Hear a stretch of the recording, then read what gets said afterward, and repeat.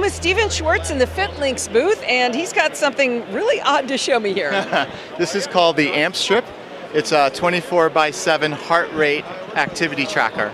Okay, now those are a dime a dozen for your wrist and for your elbow and all that kind. Where does this one go? So this goes onto your torso. It connects with a adhesive strip, which you place on the back of the device, and you can wear it for 3 to 7 days on your body. So for the audio listeners, he's holding something that looks like the size and shape of a Band-Aid, but it's actually got, it's black and yellow and got an oval cut out of the middle of it. Right.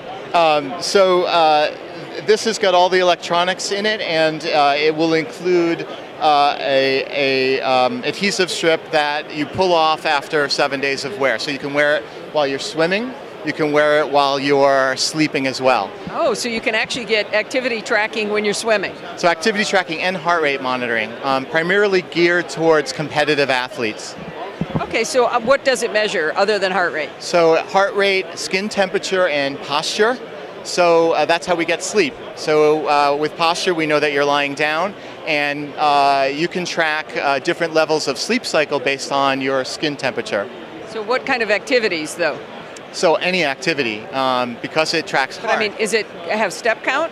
Yes, it does step count. That's what I'm asking. Yes. What other metrics? So we make another product called the Pebble, which is an activity tracker that you can put on your shoe and on your belt. And so all the technology from that product is in this as well. Well, that's really, really interesting. And I see you've got an Indiegogo campaign that's at 96% funded right now. Yeah, we're pretty excited about that. We launched that on Tuesday of last week. Wow. And we've raised almost $50,000. Nice, nice. So when would you hope to get something like this out? So the beta of this, and that's primarily why we did the Indiegogo campaign, was to get a group of beta testers who could help us tell us what's the best way to get the product to market.